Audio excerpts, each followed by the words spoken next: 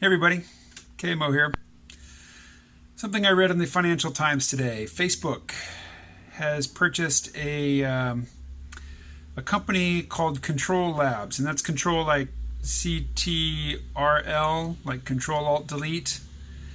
And Control Labs, they make devices that they're neuro interface devices that allow you to control, say, an electronic representation of an arm on a screen with your mind. Yay. Facebook is coming out with their own cryptocurrency. Facebook is starting a dating service. I imagine that will transform into a matchmaking service such that whether you signed up for the dating service or not, Facebook's still going to be thinking about hooking you up with somebody. Maybe charging them for the recommendation or for the introduction. Who knows? Who knows what they're doing? I mean, I guess they do. But does any one person know everything that Facebook is doing? I would guess not. I would guess deliberately not, just for purposes of plausible deniability. But, they're really just getting started. And I think I'm sure I've mentioned, but maybe you haven't heard or seen the videos in which I did mention it. I got kicked off of Facebook a little over a year ago. And I got kicked off because the name that I used on Facebook was KMO instead of, the name that's on my driver's license. And they wanted me to send a copy of my driver's license, and I declined. So my account is gone. I had it for over a decade. Clearly, if a human being looked at it, it was clearly the account of a real person.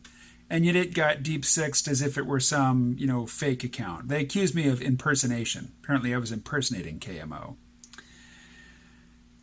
And on one level, it's been just such a blessing to be off of Facebook. It is such a relief. It is such a psychic relief to be off and away from Facebook. And yet, sometimes I'm curious, how is this? Facebook is a place to watch. Facebook is, it is a space, it is a metaphorical space or a digital space in which trends manifest themselves. And I like to watch trends.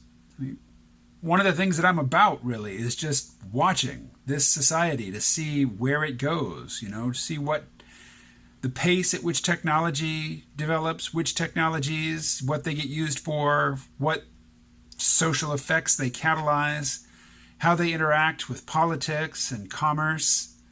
This stuff is all just fascinating to me, and if I'm not on Facebook, I can't see it from Facebook.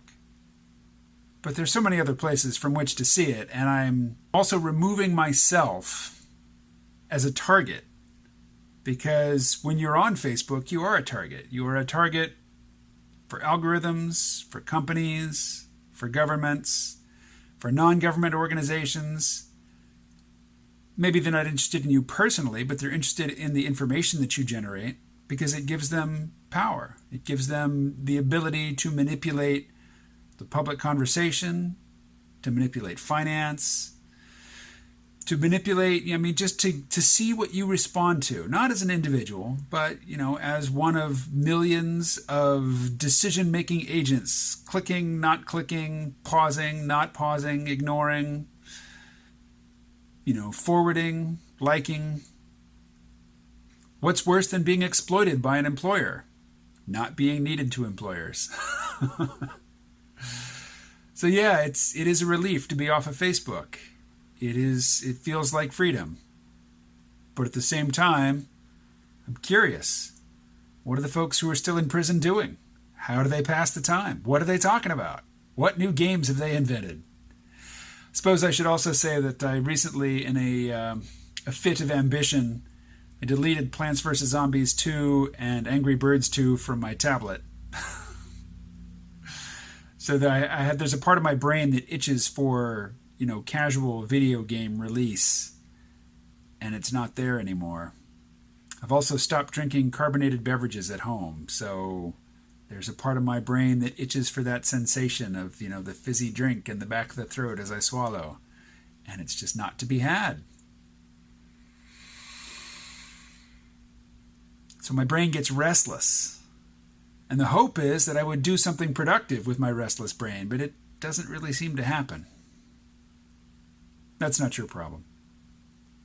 I won't burden you with it. Tomorrow I will start earlier, and my video will have more energy. Talk to you then.